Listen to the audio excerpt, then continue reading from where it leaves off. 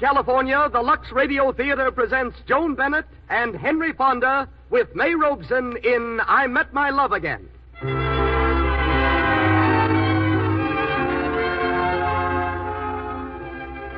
Lux presents Hollywood. I want to say thank you to the thousands and thousands of women who buy Lux toilet soap regularly. This kind of loyalty is what makes our program possible. And now, before going on, I want to mention that tonight we are making a special offer to the ladies. We'll send them, almost as a gift, a new, smartly designed double compact. We'll tell you later how you can get this beautiful compact, and we suggest that you have pencil and paper ready.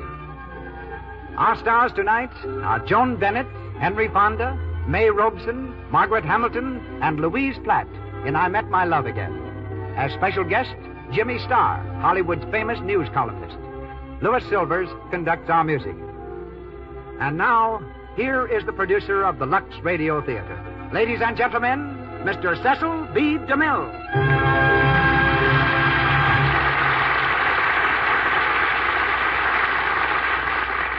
Greetings from Hollywood, ladies and gentlemen. Throughout the land, May 30th is a day of tribute and remembrance.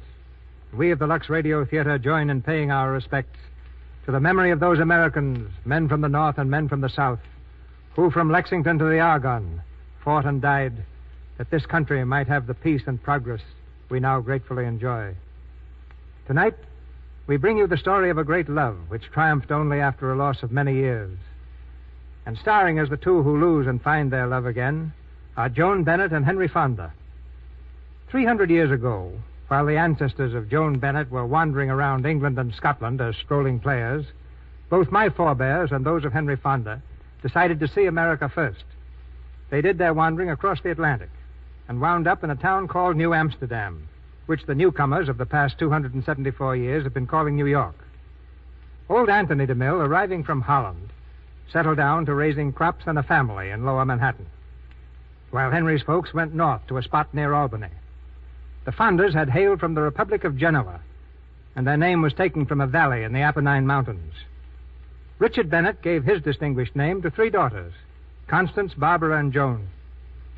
Striking out on her own, Joan moved to Hollywood, where the fact that she was a Bennett meant nothing.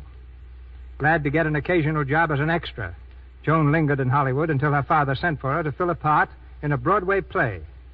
This time, Hollywood went to Joan, brought her back as a star, and brings her to you next in the new Paramount film, The Texans. Unnoticed until his performance on the stage in A Farmer Takes a Wife, Henry Fonda, like Miss Bennett, was lifted to Hollywood fame almost overnight. Currently starring in Jezebel, he's next seen opposite Madeline Carroll in Walter Wanger's film, The Blockade.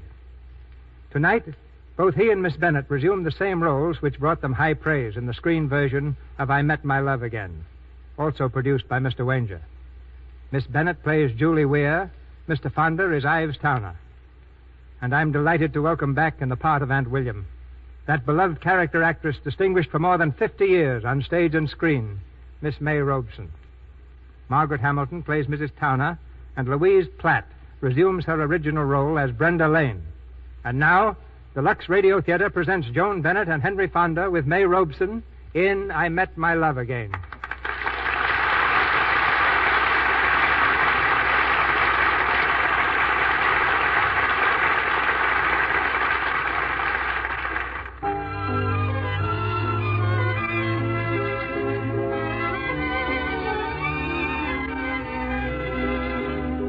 Springtime in New England, and nowhere in the year 1928 did spring write her name with more wanton generosity than in the happy little college town of Lynnborough, Vermont. Through a meadow not far from the college, a path winds leisurely. Down the path come two figures, a boy and a girl. Ives Towner is 19. Julie Weir is 17. Julie's devoted gaze rests upon Ives, who's reading intently from a book, quite unaware of the running creek ahead of them. Yes, the book is poetry. Turn away thine eyes from me, for they hath overcome me. Thou art beautiful, O my love. Who is she that looketh forth as the morning, fair as the moon, clear as the sun, terrible as an army with banners? Me, Ives? You, Julie, and one of King Solomon's wives. Julie. Yes, Ives. Julie, gosh, it's swell out, isn't it? You know, Ives! Gosh, I almost didn't see the creek. Oh, Ives, you're not hurt. No, just a little wet, I guess. Julie, let's sit down here. Yes, Ives. Are you sure you're all right? If anything happened to you, Sure, I'm all right. Just a little water. Oh, Ives. Julie, you kissed me. Gosh, do you mean you? Yes. Are you sure you mean it? It wasn't just an impulse, Ives. I love you, and I couldn't stand it any longer. I thought you'd never kiss me. There, I had to say it quickly or never. Only I can't believe it. I mean, it's more than I ever expected. Julie. Oh, Ives, I do mean it. Let's go to Upton and get married. Today, shall we? You really would? Of course I would. Come on. I dare us to get married. I haven't any money, Julie. Nobody outside of Lynborough has ever even heard of me. What's that got to do with it, you silly? It's got everything to do with it, Julie. Everything. I want to be big enough for you. And, Julie, if you'll wait for me, I will be. As soon as I graduate from college, they're going to put me on the faculty. Just an instructor at first. Oh, Julie, maybe I'm just young and foolish, but I want our love to be something different. Something rich, complete. Something holy. Julie, will you wait for that? Yes, I'll wait, Ives. Only, please don't make me wait any longer if you're ever going to kiss me. Oh, Julie.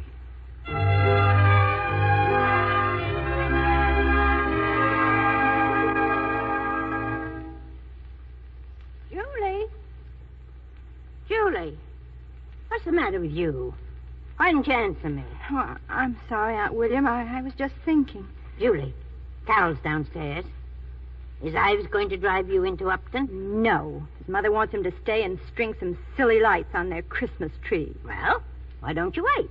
No, I don't want him to go anyway. We're going to get him a Christmas present. Oh, I see. Well, you mustn't blame Ives for not going with you, and you don't want him to go yourself. Oh, I'm being unreasonable, I know it. It's just that I never get to see Ives anymore.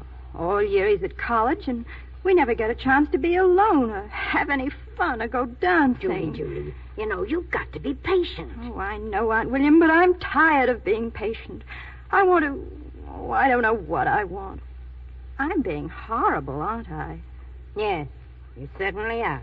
Forgive me, Aunt William. Julie, are you coming? In a minute, Carol. Now, go on, go ahead. And make sure you get back early. Don't forget, the party starts at 8.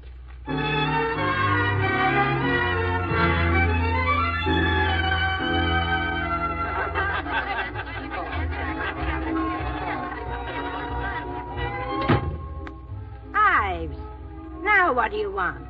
Bothering Agatha and me. I'm glad you come, Ives. And take Aunt William out of the kitchen. Cooking donuts is my business. I'm the maid, ain't I? Thank you, Agatha. But I prefer minding your business to your minding mine. Aunt William. Well, what is it? I was just wondering where Julie can be. Ives Towner, haven't you got sense to see it's storming out? She's been held up somewhere. I haven't seen a blizzard like this since the year the barn roof stove in. Besides, if you've been Julie Weir's fiancé as long as I've been around, you'd know that she's never yet got home on time for her own party, and never will. Just the same, I wish she'd come. William. Oh, hello, Carol. Having a good time? Oh, my. You don't look it. What's the matter, Sid? Well, look, I wasn't going to tell you, but now I'm scared.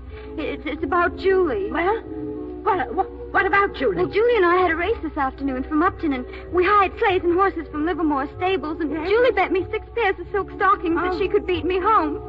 I took the new road, and she took the old Milford road, and I won. Fine sister you are. Well, Julie's lost and in this blizzard. Supposing she can't... Well, now, stop that nonsense, Carol. Ives, where are you going? I'm going out and find Julie.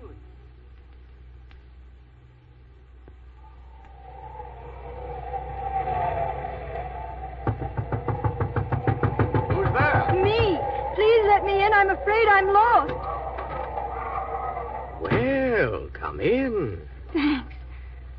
Oh. Well, what lovely stroke of fortune brings you here out of the night? Oh, I don't know exactly, but it was pretty awful.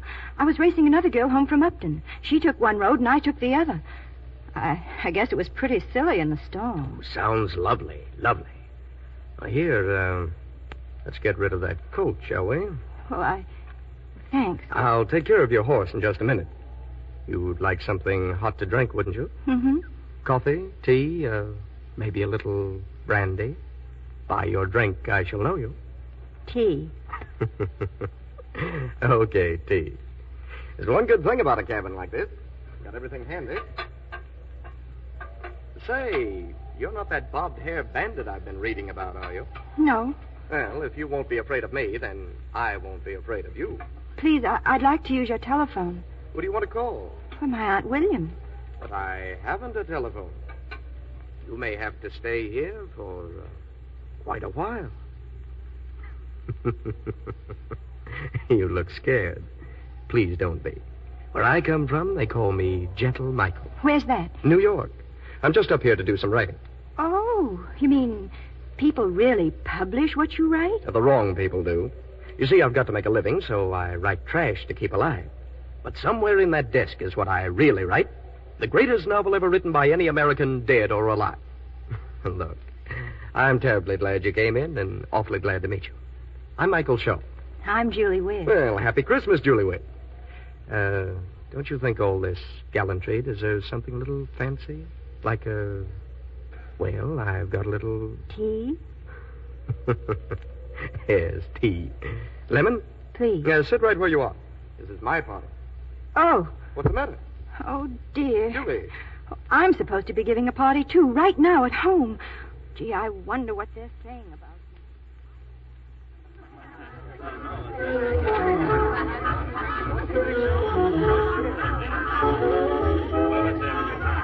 Hey, Aunt Williams, that's for you. Oh, maybe it's Ives. Maybe they found Julie.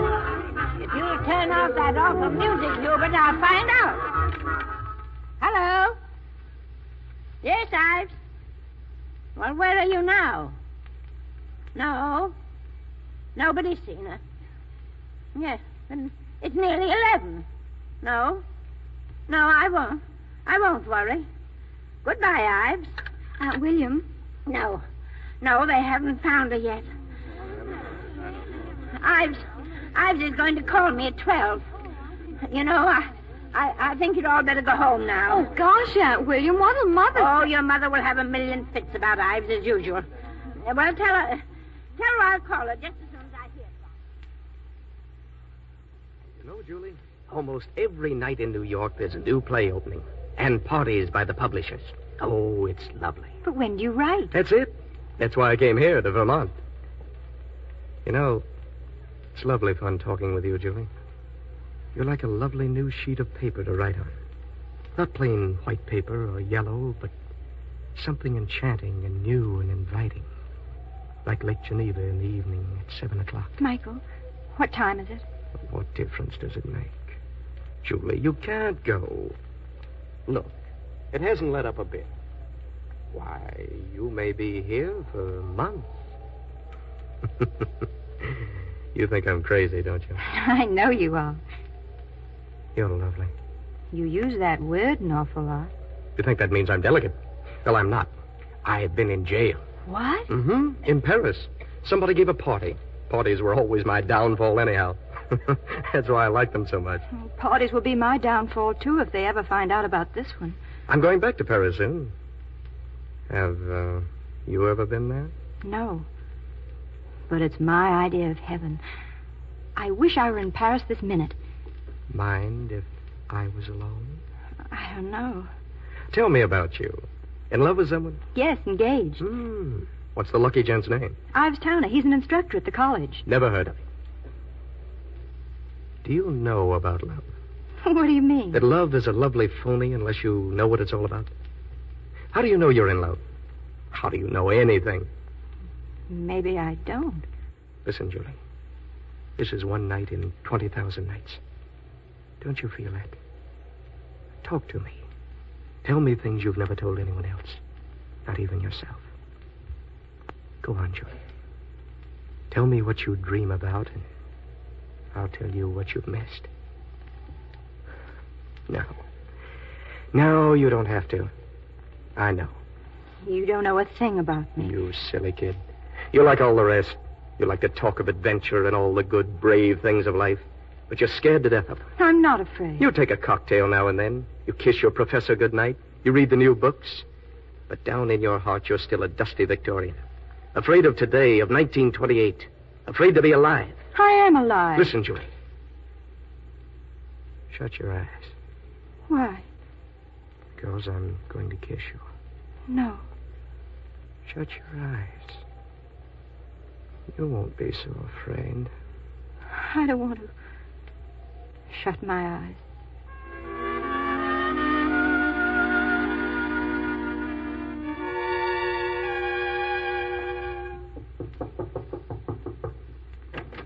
William, come in. Good morning. Good morning, Carol. Where's Ives? Who is it, Carol? Come here, Ives. Well, she's safe. I just heard from her. Oh, good morning, Mrs. Towner. What is it? Ives hasn't slept a wink. Oh, come in. Oh, come in. You'll have some lunch with us? No, thank you. No, thank you, Mrs. And William, where is she? I just got a telegram. Ives. Julie is married. Ives, William. She married a man named Michael Shaw. He's a fake. But I guess she doesn't know that. They're on their way to New York. She told me to tell you that she's writing you. Well, that's all I know, Ives. Thank you, Aunt William. And now, if your mother and Carol will excuse me, I'm going home. Married? Married? Oh, Ivesy, you fool. Don't look like that. It's not the end of the world, you know. Ives, dear, you have everything to look forward to. Your father left you a wonderful heritage, and you can be everything he was, the greatest naturalist in America. You have all his work on the protozoa to finish, and possibly a professorship. Just think what is before you. Just think of it. Besides, Julie was never the sort to settle down to your kind of life. You need someone who's patient and interested in science. Oh, Mother, that's got nothing to do with it. The only trouble with Ives is that he's stubborn. Stubborn? Yes, stubborn. Well, you just won't be young. Why, you haven't the faintest glimmer what love is. You think it's sacred and sweet and all that rot.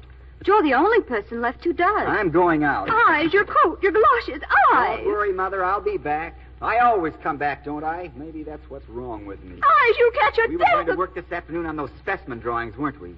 We can't miss that, can we? Julie's married. Julie's gone. But we can't forget our work, Mother. Oh, no. Julie's gone, but the protozoa goes on forever.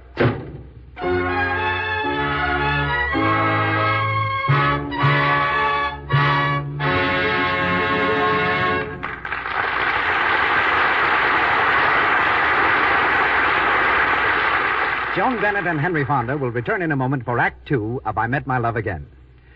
We want to take advantage of this short intermission to explain to you in a brief playlet the offer of a compact which we promised the ladies at the beginning of tonight's performance. Well, I hate to say goodnight, Helen. It's been a grand party, and thanks so much for having us. Oh, I'm so glad you could come. It's been grand having you all here. Well, we'll have to hurry. I'm afraid our men folks, are getting impatient waiting. Oh, dear. I can't find my compact. I must have left it at home. Can one of you girls lend me yours? Well, here's mine. We use the same shade of powder, don't we? Thanks. Oh, Helen, what a beautiful vanity. Oh, it is nice, isn't it? I love it because of the lovely golden-colored bands across that gleaming black enamel. Let me see. It must have cost a fortune. And black and gold are colors that will go with anything. And it's such a lovely shape and so dainty. Horseshoe pattern for luck, isn't it? Yes. And see, it's a double compact with room for loose powder. And it comes with a neutral rouge ready to use, and you can get refills for the rouge at any time so easily. The mirror's the full size of the compact, too. I bet you girls can't guess what I paid for it. $1? $1.50? Oh, I'd say $2. I paid exactly 25 cents. Oh, I don't believe Well, it. if you'll hush, I'll tell you how you can all get one. You can simply wrap up 25 cents in coin in 3 Lux toilet soap wrappers and enclose your name and address. Send it to Lux Toilet Soap, Box number 1, New York City, and you promptly get back one of these compacts. Oh, gosh, Helen, thanks a lot. I'm going to go right down to the store tomorrow morning and get 3 cakes of Lux toilet soap and mail the wrappers in with my quarter so as not to get left out of this. Grace is a smart girl, and you will realize just how smart she is when you go to your store tomorrow. For if your store is like most of the stores throughout the country, there'll be special prices on Lux toilet soap. So you'll kill 2 birds with 1 stone. You'll save money on the finest soap a woman ever used, and at the same time be able to get this beautiful and serviceable compact made by Van Style at the amazingly low figure of 25 cents. Compacts like it are on sale in lots of stores for $1. Remember, simply send 3 Lux toilet soap wrappers with 25 cents in coin folded up in the wrappers. Don't send stamps. And enclose a slip of paper with your name and address printed clearly on it. Then mail to Lux Toilet Soap, Box Number 1, New York City. This offer is good only in the United States. And now, Mr. DeMille. Joan Bennett, Henry Fonda, and May Robson continue in I Met My Love Again.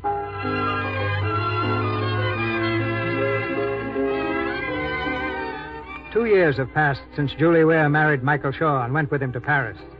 But in 2 years, few things change in Lynborough, Vermont. Although Ives is now Assistant Professor Towner, Assistant Professor of Advanced Biology. In Paris, things have gone none too well for Michael and Julie. Somehow, the gay wastrel Michael has never quite come round to finishing the great American novel. Something's always interfering. Then one day, something interfered for good and all. 3 days later, the news reaches Lynborough. My husband said he saw it in the New York paper. Michael Shaw. He was shot, killed. I suppose that means Julie will be coming back to Lynborough with her baby. Yeah, killed in some brawl. Left her in debt, too, I hear. Just what she deserves for jilting Ives Towner. Julie wouldn't dare show her face here again. What's she going to do now? She and that child of hers. And poor Aunt William. After all she did for that Julie Weir. Aunt William is sick. Wouldn't be surprised if this killed her.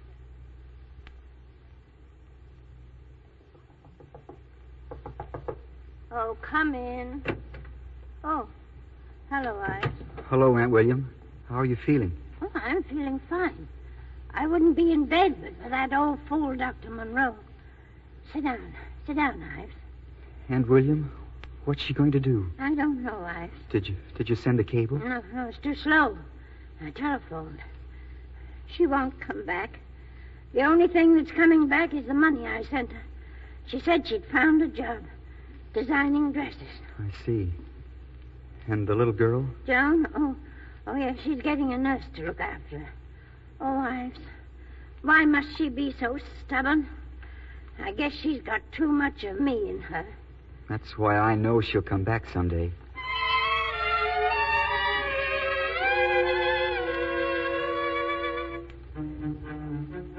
Well, I told you she's coming back after all these years. I heard it from Agatha. Coming back with her child. She must be almost 10. Thought she was designing dresses. Well, I guess that fell through right enough.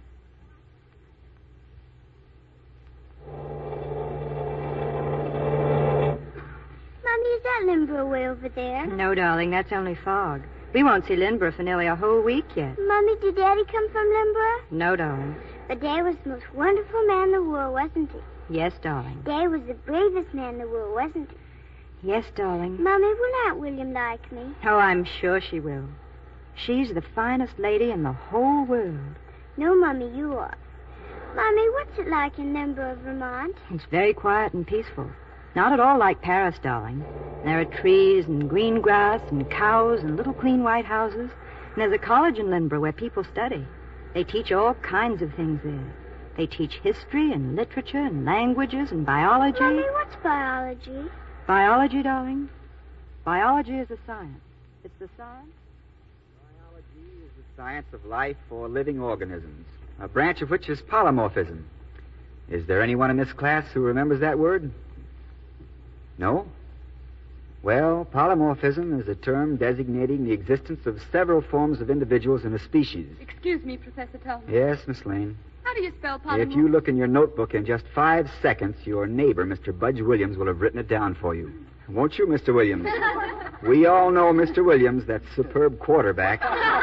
Quiet. The Society of the Ants is divided into several classes. There's the female queen. Look, Dottie, he's looking The right at queen Brenda Lane. demands at all times to be the focus of the entire community. Then there's the functional male, whose purpose is to impress the queen with a glorified impression of himself. Now he's looking at Budge. What is the purpose of this society? What is the sense in it? Professor Towner. Miss Brenda Lane thinks she knows. Put your hand down, Miss Lane. You don't know any more than I do. We can only guess. Stab in the dark. Excuse me, Professor Towner. Yes, Miss Taylor? Telephone. Evidently important. Thank you. Ladies and gentlemen, I'll be right back. And the class is not dismissed. I'll be right back. you not to telephone me while I have a class. Ives, now don't be cross. It's important. I knew you'd want to be warned right away. I just heard. Heard what? She's coming back. Today. Julie Weir is coming back. Now, Ives, I'm sorry, but I thought you'd rather hear it from me, and, well, I was afraid you might do something silly like going to the station and setting everybody talking again. Have I ever done anything silly in my life? Goodbye, Mother.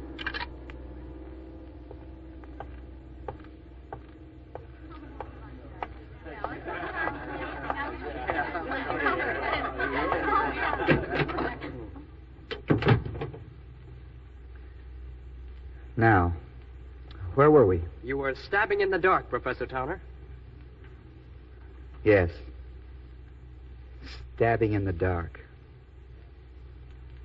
Class is dismissed for the day.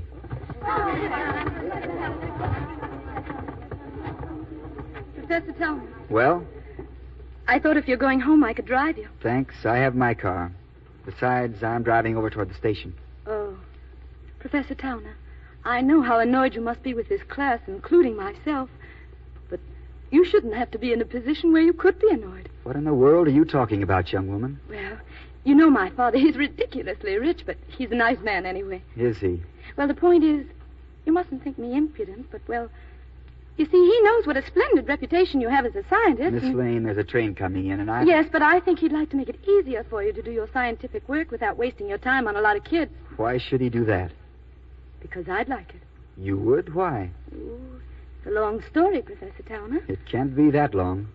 Did you ever read Eloise Malblad? I mean, you mustn't think I'm crazy, but it's true. It's very much the same story. That's foolish. It's not foolish. I admire you terribly, and, well, forgive me, but it's hard to be clear and simple about a thing like that.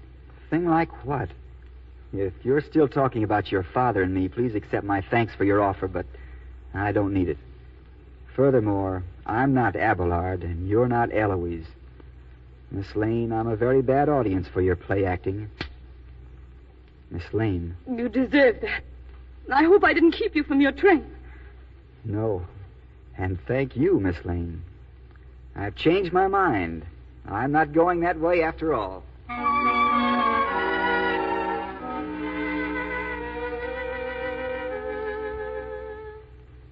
So many years. Aunt William. Oh, darling, it's so good to see you. Julie. Darling, it was such fun hearing your steps on those old stairs, Julie. Saucy as ever, too. You're dead wrong, Aunt William. There wasn't anything saucy about my steps. You in bed. Agatha told me you haven't been well for years. I did this to you. Oh, no. Nonsense, Julie. Oh, darling. Oh, I'm so glad you're back. For good, I hope. No, only for a month. I think I've got a job in New York designing. Let me see about that. And have you got 1928 out of your blood, huh? I think so. I've had 10 years of it, but I still make hideous mistakes. I guess anyone who starts off in life marrying a man she doesn't love never gets straight again. Julie, did you ever love Ives? Yes. I loved him so much I was too happy. Darling, do you know what I mean? Mm-hmm. Sometimes something makes you so happy you don't realize what it is. And you think it's everything else in the world except the thing it really is. And you never know until you've lost it. Julie, he's old already. Beaten. All the things he could have been are gone. He's lost. Unless you find him again. No, I couldn't again, Aunt William. I'm not young either. I've thrown my youth in a Paris ash can. I can't bring it back. I don't want it to come back. It's just gone. Oh, don't cry, darling. It's not so horrible. We all have to grow up sometime. Excuse me. Joan, dear. Joanie. Yes, Mommy? Come upstairs, Joan. Aunt William would like to see you. She's knock-kneed and spindly, Aunt William, and has too many teeth in her mouth, but I like her. Hello, Aunt William. Knock-kneed, yes, and spindly, yes, but, I think I like her, too. Do you like my eyes? Of course I do. They're Daddy's eyes, Mommy says. You've got lots of wrinkles, haven't you, Aunt William? Joan, what a way to talk. Never mind, Julie. The tradition of dealing out the honest truth has to be carried on by someone in this family. Isn't that so, Joan? Yes, Aunt William. Aunt William. Yes, Joan. Aunt William, why have you got a mustache? God bless my...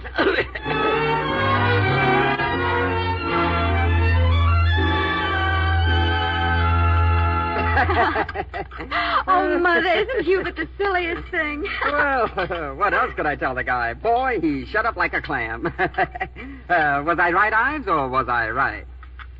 Ives, Hubert speaking to you. Yeah, me, your own brother-in-law, remember? Oh, yeah, sure, you were right, Hubert. Ives, why don't you break down and go to the prom Friday night? Oh, thanks. Well, why not? Now, Carol, keep quiet. What was your lecture about today, son? Polymorphism. Polywhoism? Say, did you knock him in the aisles, kid? I knocked him cold. Oh, by the way, Ives, I see in the paper that a friend of ours has returned from Paris. I don't even remember what Julie Weir looks like. Ives, where are you going? Just down to the creek, Mother. If I can find that old net of mine, I'll see if I can pick up some specimens. Excuse me. Ives, be careful. Yes, Mother, I'll be careful. I knew it. He's still in love with her. This isn't a river, darling. It's just a nice little creek. When I was a little girl like you, I used to play here. And this path goes right by it, just like a sidewalk. Yes, darling. Would you like to wade in it? Oh, Mommy, yes. Did you used to wade in it? Many, many times. Look, Mommy, there's a man. He has a net like they catch butterflies with. That's a fishing net, darling. If you're very quiet, maybe you'll let us watch him. I'll be quiet, Mommy. He's awful skinny, isn't he? Joan, you mustn't... I've been catching whitefish for study. Oh, Aunt William's been telling me what good things you've been doing with your work. How's your mother, Ives, and Carol? She's married, I hear. Yes, they're fine, Julie. Thanks.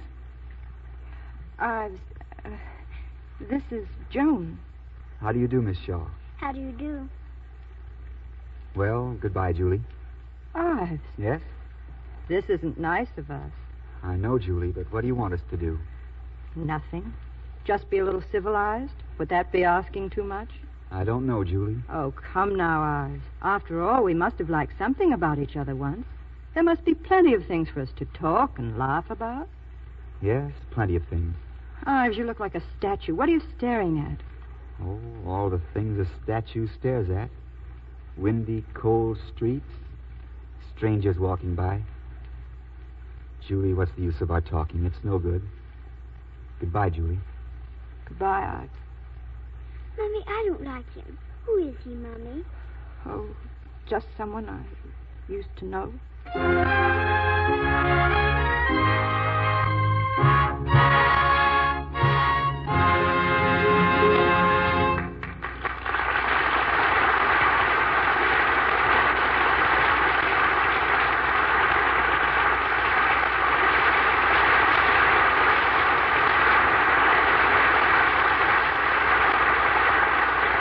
Joan Bennett, Henry Fonda, and May Robson will be back with us in a few moments for the third act of our play, I Met My Love Again. In the meantime, Mr. DeMille has something interesting for you. But first, may I remind the ladies in our audience not to miss the opportunity of obtaining one of the beautiful compacts mentioned earlier on this program. We pause now for station identification. This is the Columbia Broadcasting System.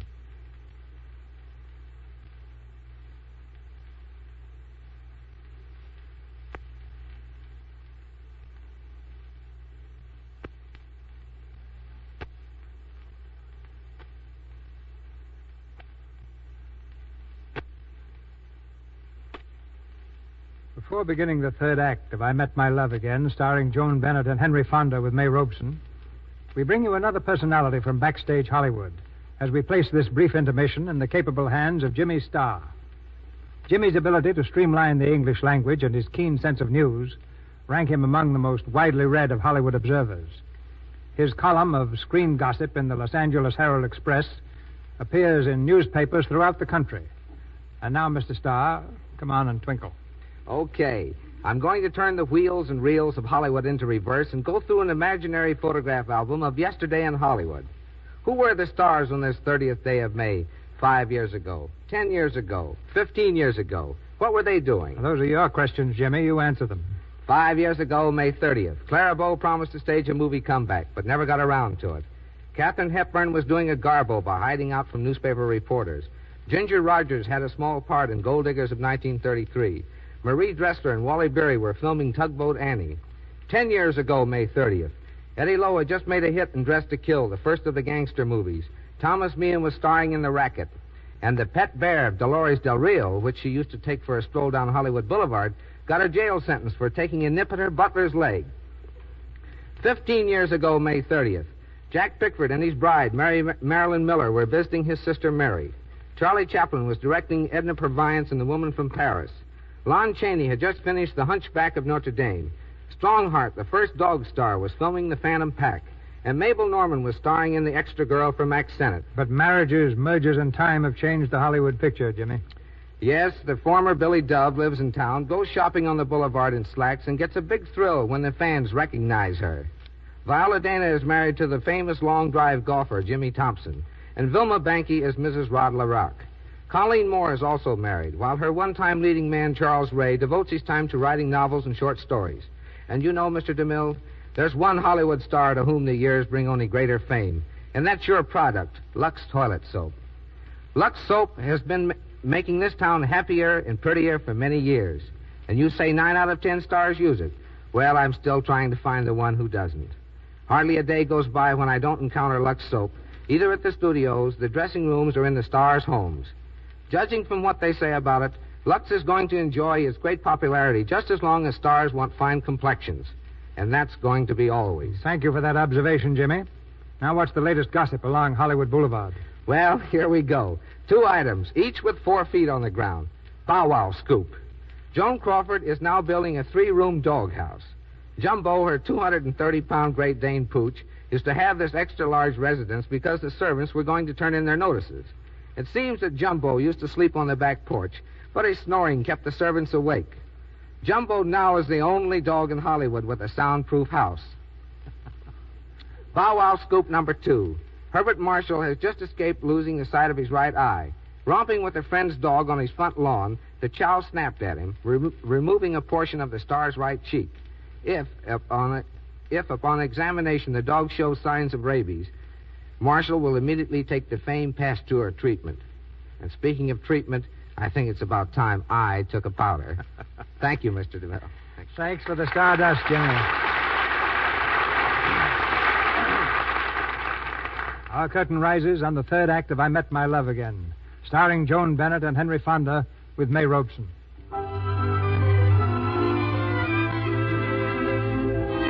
A week has passed since Julie returned to Lynnborough. And although she and Ives continue to be the town's favorite topic of discussion, they haven't seen each other since their meeting at the creek. It's about 4 o'clock in the afternoon. At the edge of the college campus, Brenda Lane is waiting for Ives beside his car. Well, Miss Lane. I thought perhaps you wouldn't mind driving me home. My car's broken down. Honestly. You expect me to believe that? Please, Professor Towner. What have I done to make you so rude to me? I'm sorry. Get in.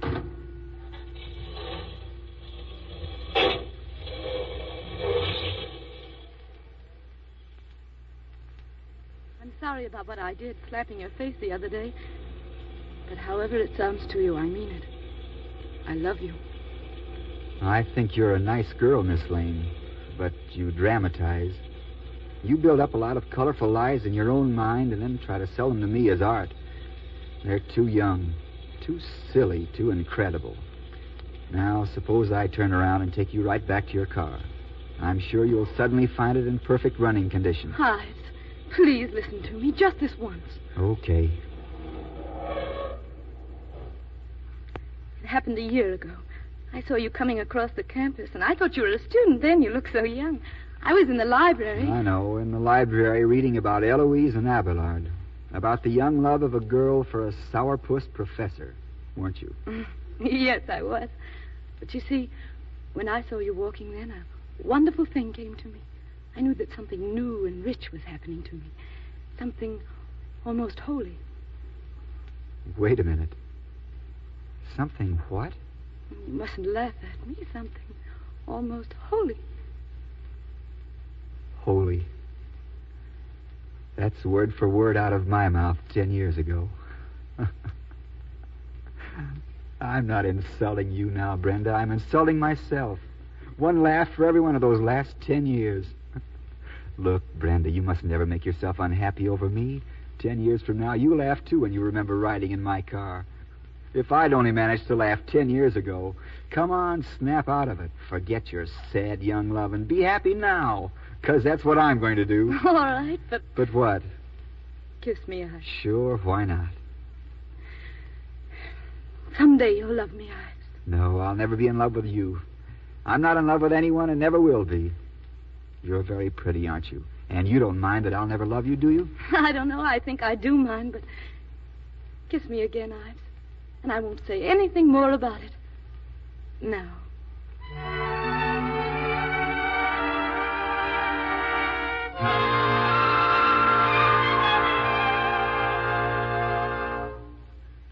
If you'd stop listening to those cheap small-town gossipers, Julie Weir, and listen to me for a moment... It's not just gossip, Aunt William. What they're saying about me is true. I guess when I came back here, maybe in the back of my mind was a silly hope that I could be young again, that even Ives and I might like each other again. Aunt William, I'm going back to New York tomorrow. Oh, Julie, you're an impulsive fool. No, Aunt William. I'm just being a wise, sane, unexciting matron. I'm just being the person I suddenly realize I am. Mommy, am I going to New York with you? Joni, where did you come from? Oh, Mommy, it's so nice here. Oh, Julie, be reasonable. Honest, Mommy, we can have a lot of fun here without ever seeing that nasty tall man. We're going to New York, darling, and that's all we're going to say about it. Hello? Agatha? Who's that on the telephone? It's not for you. It's for Miss Julie. It's Ives Towner. Ives? Hello, Ives. I'm fine, thank you. Oh, I'm sorry, too, Ives. I wasn't very nice about it. The prom? You're going to the prom? Oh, yes, Ives. Oh, I'd love it. Yes, at 9 Friday. Yes, good night, Ives. And thank you. Aunt William. Now, let me see. I think there's a train leaving for New York. Oh, what's the last thing on earth you'd expect me to be doing of a Friday night? I'm going to a dance with Ives Towner. Glory, glory, it's 1928 again.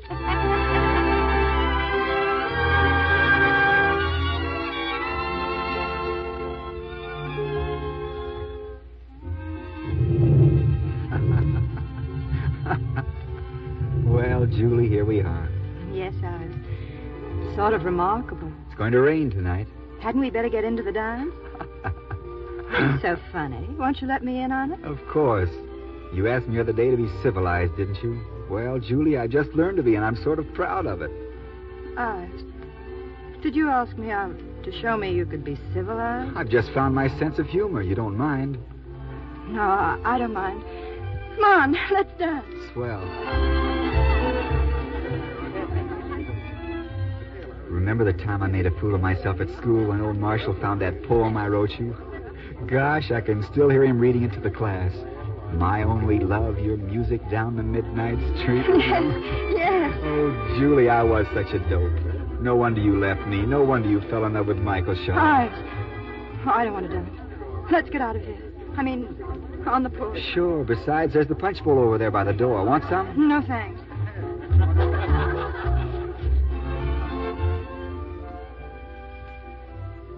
A porch, a spring night, and us. Let it rain. Who cares? Michael Shaw. It's all right, Julie. I'm not jealous. I could have killed him once. But now I'd shake his hand. I know why you loved him, because he was gay and slippery and wild. Well, I'm that too now, Julie. Laugh with me.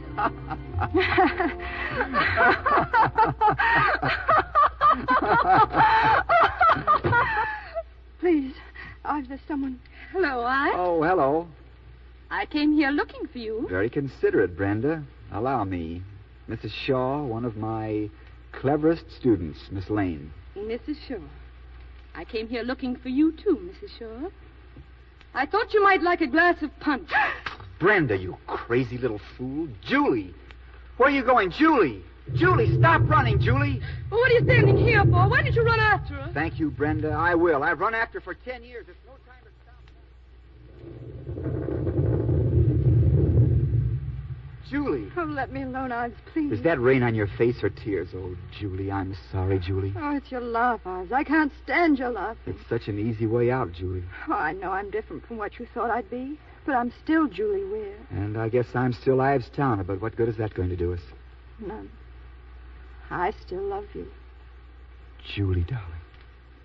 Don't cry, darling. We're starting now, this instant, you and I. We're well enough to do anything. Come on, let's run for it. Julie, What did you say? I said I love you!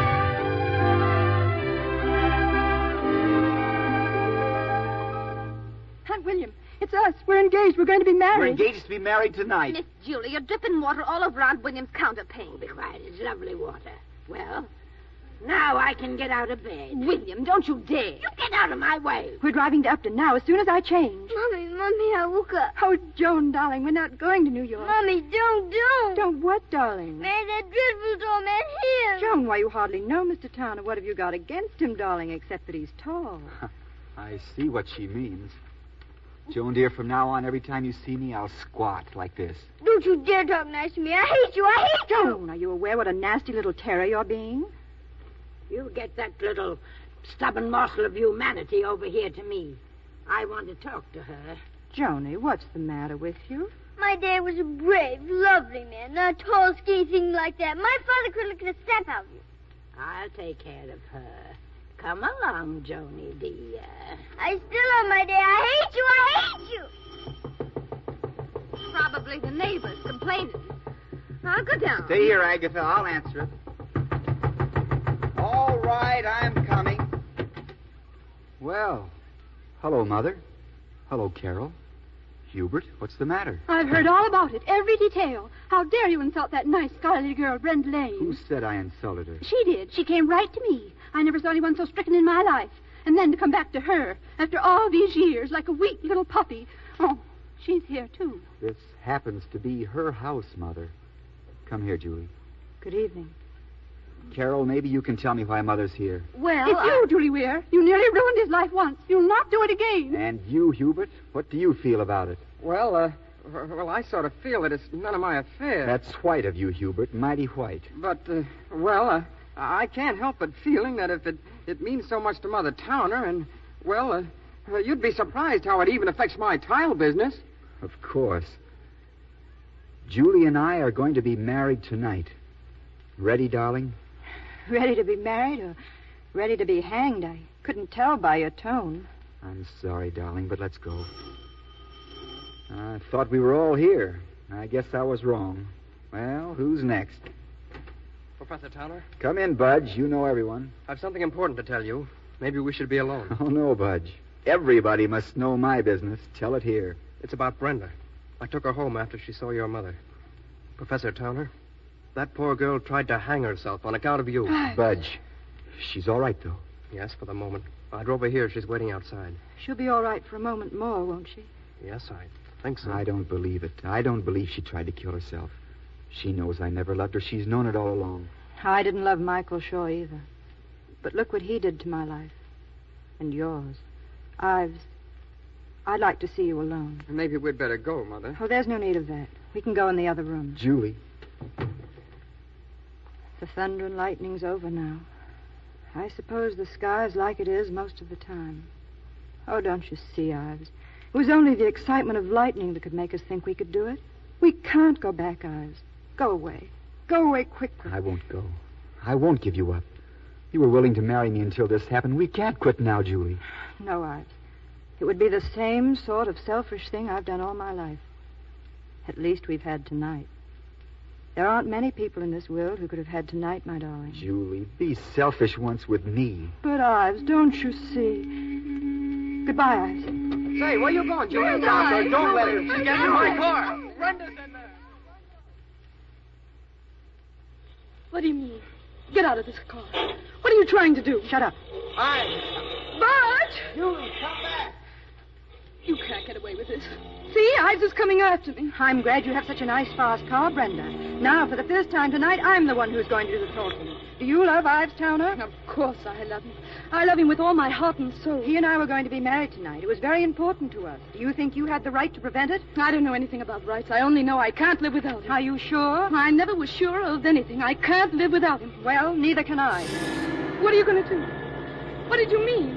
What do you think I mean, Brenda? You're not afraid to die. You tried it once tonight. Maybe you'll have better luck with my company. No, slow up. Please, slow up. I don't want to die. Well, don't kill us. Well, don't kill me. At the moment, we're doing nearly 90 miles an hour. See, Brenda? Nearly 90 miles on a nice, wet road. Slow up. I didn't try to kill myself. I only wanted to make Ives think I did it to get him back. Please, Mr. Shaw. I want to live. You want to live without him? Yes. You were lying before? Yes. That can. Look out. Let go of my arm. I'm sorry, Brenda. But I had to do it. For all of us. Stop crying. Yes, Mrs. Shaw. Come on, climb out. If we wait by the road, I think ours will be along very shortly.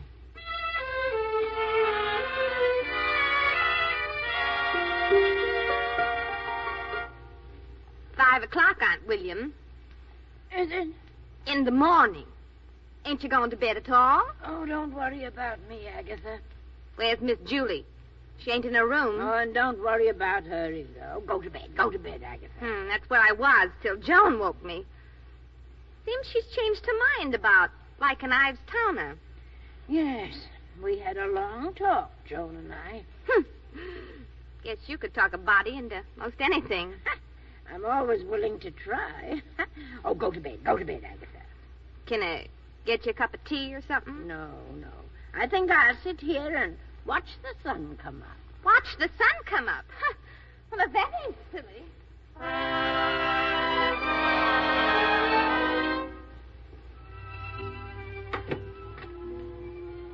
Home, darling. Home at last. Mr. and Mrs. Ives Towner. Let's go upstairs and tell Aunt William. She's asleep. You're crazy, not Aunt William. She never sleeps. Betcha. Shh, quiet. Oh, Julie, we don't need thunder and lightning now. No, darling. Don't put on the light. You'll wake her. If she's asleep. I told you. I can't believe it. After waiting all this time. 10 years. Good night, Aunt William. God bless you. And please, God, let me grow old like her. Come on, darling.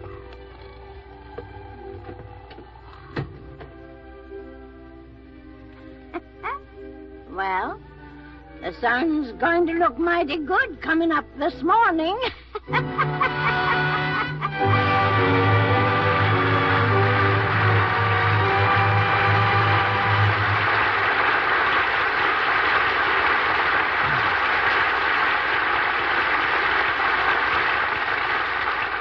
So ends our play, I Met My Love Again. Tonight's stars, who meet us now for a curtain call, are busy these days at Paramount Studio. But if you could catch them between scenes, you'd find Miss Bennett designing furniture for her new home, while Henry Fonda is looking for a farm on which to raise turkeys, continuing Grandpa Fonda's activities of some 300 years back. What's wrong with raising turkeys, sir? Well, nothing, Henry. Nothing. A turkey's a very noble bird. Back in 1782, it came pretty close to becoming the national emblem, with men like Benjamin Franklin rooting for the turkey over the American eagle. And what happened? Well, they compromised by putting the eagle on the coat of arms and the turkey on the Thanksgiving table. Now that you've pointed the conversation towards Henry's ancestors, what can you say about his contemporary, good old Anthony DeMille? Well, if you look on the New York police blotter for 1689, Joan, you'll encounter a little item which relates that Anthony DeMille was arrested for striking the sheriff. Nice people. Even 300 years ago, a DeMille was making a spectacle. Was he hanged? No. Oh. No, in 1691, 2 years later, he was elected sheriff. What did he leave you, Mr. DeMille? His badge? No, but I have his original will. It seems Anthony had 2 sons. To his favorite, he left 2 barrels of mackerel. What did the favorite son do for a living? Train seals? What did the black sheep of the family get? A can of sardines? No, Grandpa didn't like the other boy. So he gave him what he considered the least of his possessions. The will reads, that parcel of ground lying between Beaver Street and the river. Today, that takes in about half of lower New York City. All of which undoubtedly gave rise to the ejaculation so current in the 17th century. Holy mackerel. What about your grandpa, Joan? Do you mean old Beelzebub Bennett, the whirling dervish of Edinburgh? I don't know, do I? Probably, because he left an old piece of parchment on which he wrote in Sanskrit, "If you want to get anywhere in Hollywood, keep your complexion on the upbeat by using Lux toilet soap." Ain't it the truth? No, it isn't the truth. Not about old Beelzebub Bennett. But it's very true that Lux soap is about the best care a girl can give her complexion. I know because I use it constantly, and I'm really grateful to the sponsors of this program for giving us such a splendid product. Thank you, Mr. DeMille, and good night to you all. Good night, C.B. Good night, Joan. Good night, Henry. In a moment, Mr. DeMille will return to tell you of the news about next week's performance. But first, may I remind you, ladies in the audience, that every one of you may have one of these truly beautiful double compacts. The top is designed in a stunning horseshoe pattern, finished in gleaming black enamel with bands in gold effect. The bottom is richly tooled in a harmonizing design and contains a full compact-size clear vision mirror with space for loose powder and with neutral shade rouge ready for use. Why, this very modern compact will remind you of a piece of fine old antique jewelry. It is so very lovely. Send only your 3 Lux toilet soap wrappers with 25 cents in coin folded into them and a slip of paper with your name and address printed on it to Lux Toilet Soap, Box Number 1, New York City, and you will receive this truly beautiful compact promptly. Compacts very similar, but not our exclusive design, are sold in many shops for $1. Of course, there is no advertising whatsoever on the compact in any way. So remember, send 25 cents in coin wrapped in 3 Lux Toilet Soap wrappers, together with a slip of paper bearing your name and address printed clearly, to Lux Toilet Soap, Box Number 1, New York City. This offer is good only in the United States. And now, Mr. DeMille. One of the highlights of Broadway's legitimate theater this season was the revival of the best-known play by one of the greatest dramatists of all time, A Doll's House by Henrik Ibsen. Produced 3 times on the screen, this memorable drama, which never grows old, comes to you next Monday night. The story of a young wife whose courage and sacrifice saved the life of her husband, a husband who places his pride above her love. As the star of A Doll's House, we bring you the talented and glamorous Joan Crawford. Starred with Miss Crawford is Basil Rathbone, and featured in our cast are Sam Jaffe and Nedda Harrigan.